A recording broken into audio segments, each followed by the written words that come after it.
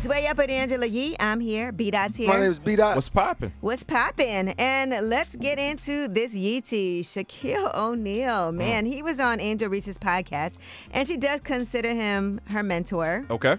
Right, and that's a big get on her Unapologetically Angel podcast.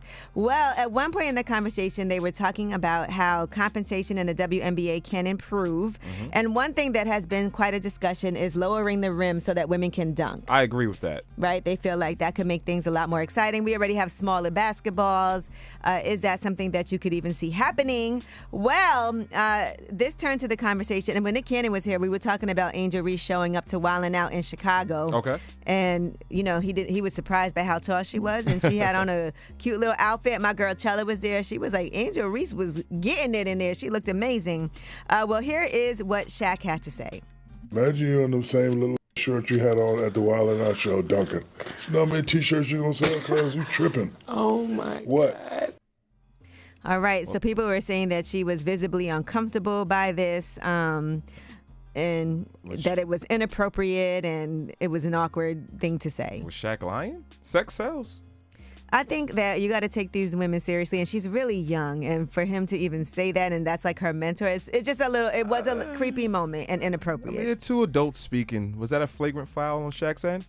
I think that was just too much. What, I'm Nick? just being honest. I think that it wasn't a cool comment. Okay. To me, you know, because she is a lot younger. I mean, she could be literally his child. 30 years. You know, and so, yes. And she was wearing those batiritas. okay, that's fine. That. And I also don't think that women in the WNBA should be sexualized while they're playing sports in tiny shorts to make people watch. You know, I'm sorry, but I don't think that's the solution here. Because as we can see, the numbers have gone up tremendously. Look at how long it took for the NBA to be profitable. Yeah, it was wild. And we're talking about the WNBA, which hasn't been around nowhere near as long as that. And there have been major improvements, and it has nothing to do with them wearing shorter shorts. The shorts were short in the early days of the NBA, too. Yeah, well, that's Stockton. not what made it popular, okay? I don't know if that's what you watched for. Hey, yo. All right. Now, this was shocking to us. Tony Rock, he recently was talking about not being casted in Chris Rock's movies, and he was on the Green Room podcast kind of expressing his frustration. Here's what he said.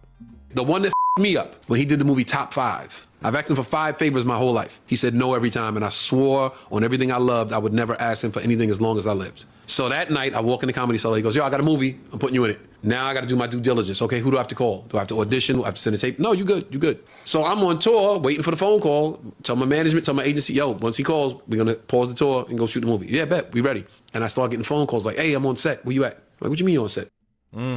Yeah, I'm sure that was very frustrating. This is something that he talked about earlier this year, that type of frustration. So I think Chris probably doesn't want his brother to be a victim of nepotism, so that's why he doesn't like cast him in a lot of movies.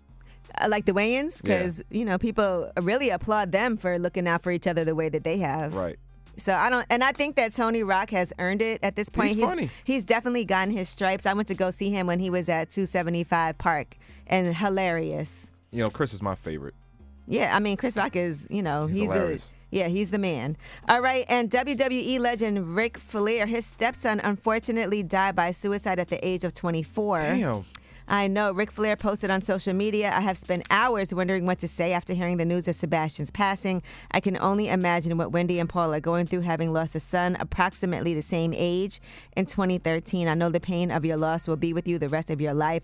I still, every day of my life, think about Reed as you will continue to think about Sebastian. Right, because Ric Flair lost his son, Reed, from overdose 11 years ago. All right. Well, rest in peace and our condolences to the family. It's on a bad note, Angela. That is your Yee tea. And when we come back, we have Under the Radar. These are the stories that are not necessarily in the headlines. They're flying under the radar, but you need to know about them. It's Way Up.